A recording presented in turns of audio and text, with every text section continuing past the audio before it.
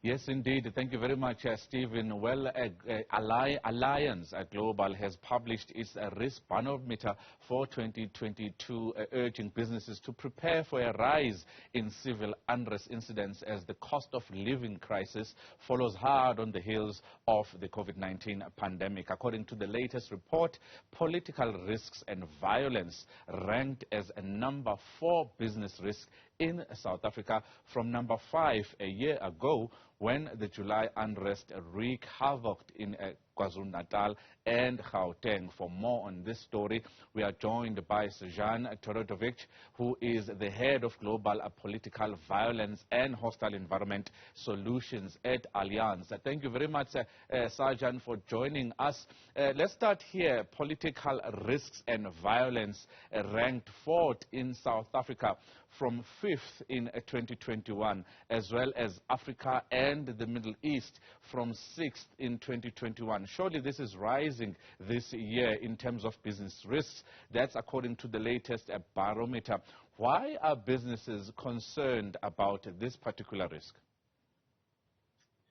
Thank you for having me. I think the simple answer is that the peril of civil unrest and civil commotion has increased probably by about 3-fold approximately over the last 10 years or so. We've seen this without physical damage, but we've also seen a severe rise in violent civil unrest, which has naturally impacted businesses. It's more prevalent in the news. It's more prevalent across different countries for different reasons. You know, different motivating factor: economic, political, socio-economic, and social. So there are number of things that are important to understand and why businesses are concerned. This peril also is quite a long-term peril. It tends to rear its head over and over again. So if a particular issue is not been dealt with in a very fast, efficient manner by a government or by police or by whoever is seen as responsible for it, the peril can actually return and again cause problems for businesses.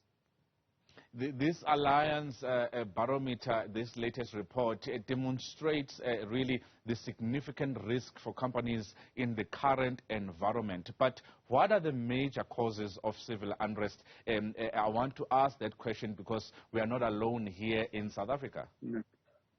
No, you're definitely not alone. It really does vary from region to region.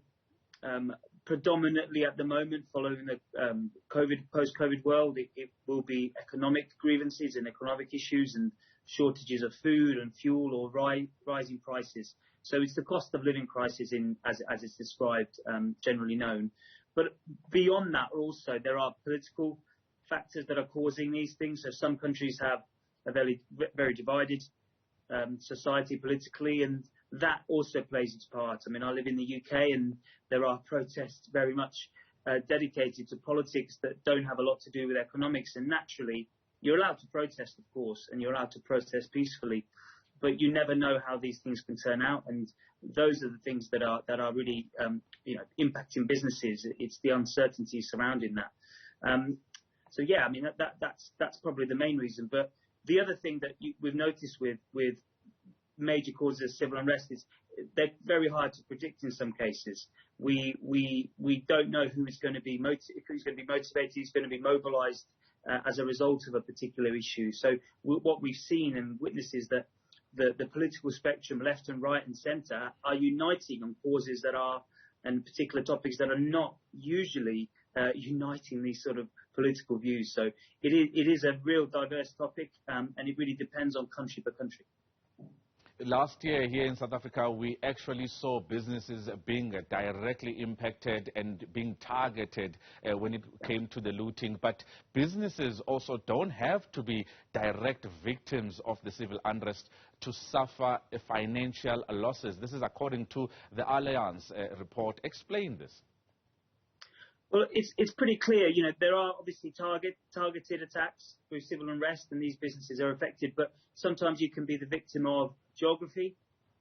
You could be in the vicinity of a traditionally known protest area, so around government buildings, around city squares or town squares, or around police stations, or dare I say even military areas. So these are this is what I mean. What we mean by you don't necessarily have to be directly impacted or targeted. The other factor to consider is that a lot of businesses have customers and suppliers that are not next door or in the vicinity of where they live, and naturally you can't control where your customers and suppliers are. So therefore, as a business, you may be affected by your customers and suppliers' geography or where they are based in terms of a country or, globally as well. So these are the factors that are really affecting businesses. It's not just the direct loss; it's the indirect costs of doing business now in a very uncertain world.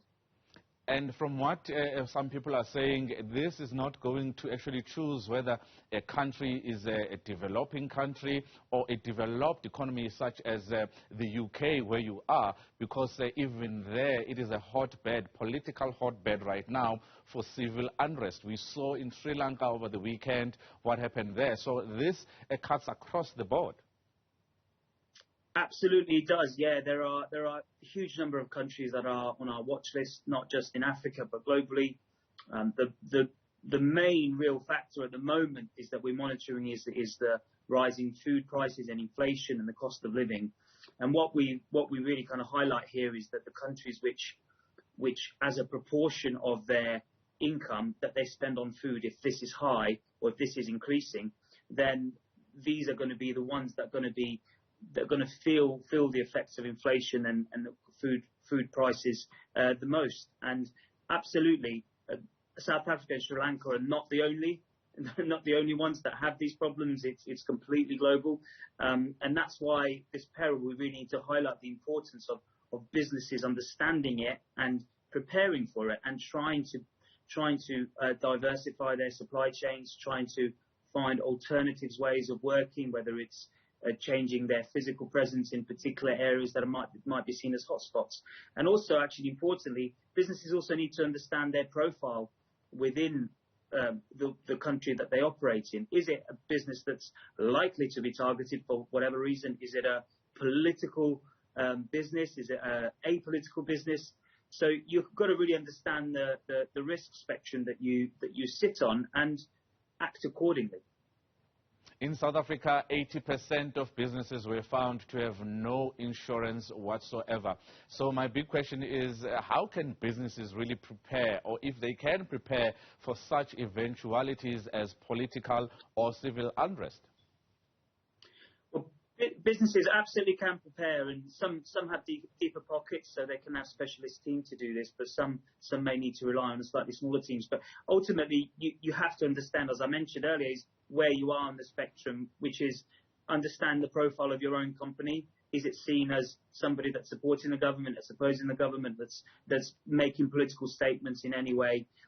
Also, their geography is important to understand where your businesses are, where your shops are, where your distribution centres are, where your offices are, and conduct studies, consult with specialist companies that are maybe not present in a particular country, but that are global specialists, to make you appreciate the position that you're in. And ultimately, if you are in a very sensitive area in a particular city, you can make the next steps, which is change your physical deterrence, change your physical protection on your buildings, adding shutters, barriers, adding extra security. So those are the things that businesses can do and prepare. And ultimately, also, it's important to protect the people.